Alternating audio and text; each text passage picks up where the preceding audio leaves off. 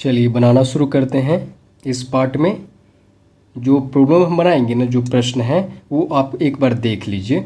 ये प्रश्न है, ठीक है। उसके बाद आपको ये प्रश्न है, ठीक है। उसके बाद आपको होमवर्क है, ठीक है। ये बना लेना है होमवर्क, ठीक है ना। तो सबसे पहले चलिए पहले बना लेते हैं, उसके बाद आप होमवर्क कर लीजिएगा। अच्छा, अब यहाँ पर देखिए ये क्या दिया हुआ है। इस तरह का शेप दिया हुआ है, एक ट्रायंगल का शेप है।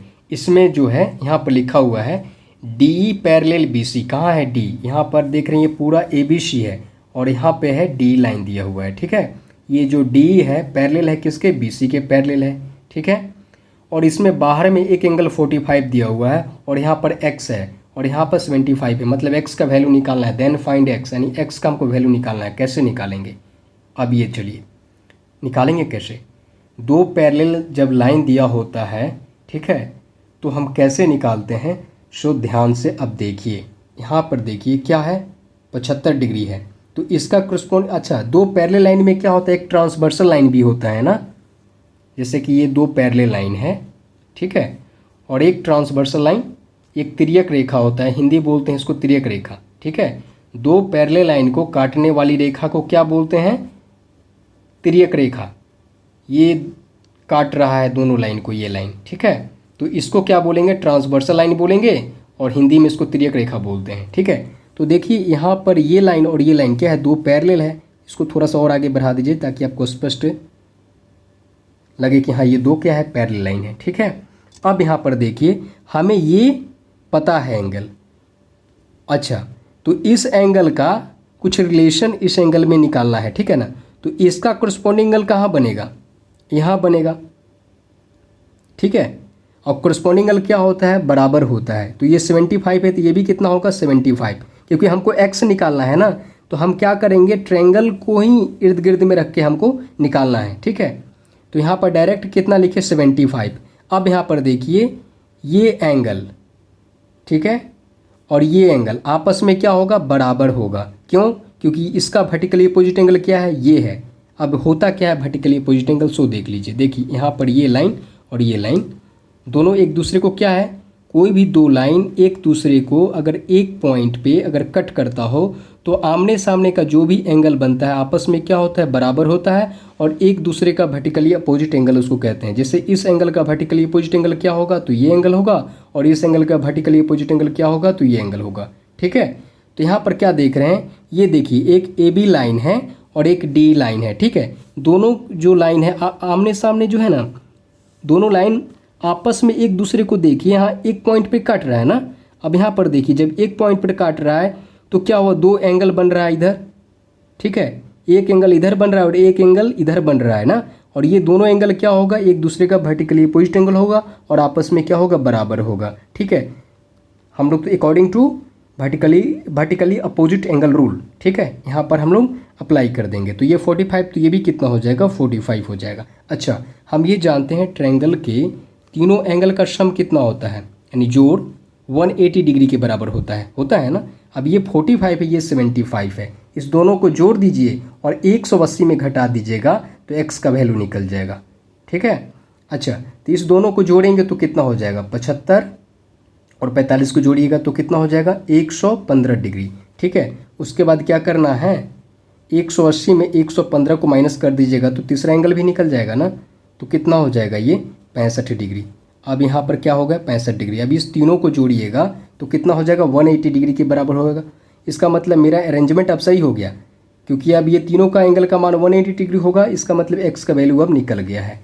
ये कितना आसान था, x का वैल्यू 65 डिग्री, यही ना हमको निकालना था, ठीक है। अब ये सब ट्रायंगल, इस सब चैप्टर में जब जाएंगे तो काफ़ी डिटेल से इसके बारे में हम लोग पढ़ेंगे। ये तो छोटा छोटा क्वेश्चन है, इसको बना लेना है हम लोग को, ठीक है। तो ये तो क्लियर हो गया। अच्छा, अब ये प्रश्न देखना है इसको कैसे बनाएंगे। अच्छा, ये क्या दिया हुआ है? इसमें कितना साइड दिया हुआ है? एक बंद आकृति है ना, तो ये 5 साइड दिया हुआ है, 5 साइड है। चलिए, तो हमको ये निकालना है, ये एंगल निकालना है। कैसे निकलेगा ज़रा सोचिए।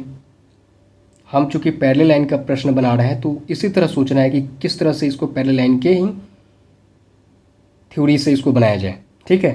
तो यहाँ पर देखते हैं इस पॉइंट से है ना एक ऐसा लाइन हमको कंस्ट्रक्ट करना है जो इस लाइन के पैरेलल हो। इसका नाम दे दीजिए, ए दे दीजिए, बी दे दीजिए, सी दे दीजिए, डी और ई, ठीक है। और यहाँ से सी पॉइंट से हमको एक लाइन इस तरह से ड्रॉ करना है जो ए बी के पैरेलल हो, ठीक है। ठीक है, इसको एफ दे दीजिए। यहाँ पर क्या है, हमने कंस्ट्रक्ट किया है A B parallel F C, ठीक है। अब जब ये पता है कि ये दोनों पैरेलल हैं, ठीक है, तब तो आसानी से हम बना सकते हैं अब प्रश्न को। अब देखिए अब कैसा शेप दिख रहा है, ये जो शेप दिख रहा है रेक्टेंगल का शेप दिख रहा है ना, ये 90 डिग्री दिया हुआ है, ये भी 90 डिग्री दिया हुआ है, ठीक है। जब 90 डिग्री दिया हुआ है तो यहाँ भी कितना बनेगा, 90 डिग्री का ही एंगल बनेगा, ठीक है। और यहाँ भी 90 डिग्री का ही एंगल बनेगा, ठीक है। तो हमको ये पार्ट पता चल गया कि ये 90 डिग्री का है और इतना हमको पता करना है, अभी बाकी है। ये क्या है, क्वाड्रिलेटरल का शेप बन रहा है, ए बी सी एफ जो है क्वाड्रिलेटरल बन रहा है। क्वाड्रिलेटरल में भी एक रेक्टेंगल बन रहा है। रेक्टेंगल में क्या होता है, आमने सामने का साइड बराबर होता है और ईच एंगल कितना होता है, 90 डिग्री का होता है, ठीक है। तो ये 90 और ये 90 बन गया, तो ये भी 90 हो गया। तो हमको इतना तो पता चल गया एंगल, लेकिन हमको ये जो थोड़ा सा एंगल बचा हुआ है इसका वैल्यू कैसे निकालेंगे।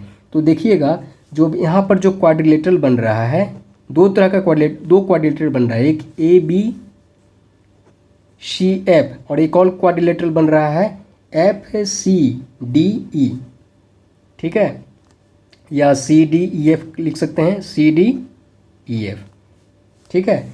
अब हम इसमें विचार करेंगे, इसका तो काम हो गया, अब सेकेंड वाले क्वाड्रिलेटरल का विचार करेंगे। और क्वाड्रिलेटरल में हम जानते हैं कि सभी एंगल कितना होता है, 90 डिग्री का होता है। पर इसमें क्या है, ये क्वाड्रिलेटरल नहीं, रेक्टेंगल में ईच एंगल 90 डिग्री का होता है। क्वाड्रिलेटरल में जो है तो 5 टाइप का होता है, वो आपको बाद में बताएंगे। इसमें जो देख रहे हैं ये 90 है, तो ये भी कितना हो जाएगा, 90 हो जाएगा, क्योंकि हम जानते हैं कोई भी स्ट्रेट लाइन जो होता है 180 डिग्री को होता है, ठीक है। तो 90 कितना, 180, ये 90 तो ये भी 90, और यहाँ 90 दिया ही हुआ है और यहाँ 140 दिया हुआ है। और एक और बात जान लीजिए, कोई भी क्वाड्रिलेटरल होता है ना, उसके सभी अंदर में जितना भी कोण होता है, चारों कोणों का मान जो होता है कितना होता है, 360 डिग्री के बराबर होता है, यानी 360 डिग्री के बराबर होता है। अब ये बताइए, ये हमको पता है 90 है, ठीक है, ये भी पता है 90 है और ये पता है 140 है, ठीक है। तो ये आराम से निकल जाएगा ना, इस तीनों को जोड़ दीजिए, ठीक है। उसके बाद क्या करना है, 360 में से माइनस कर देना है, ठीक है।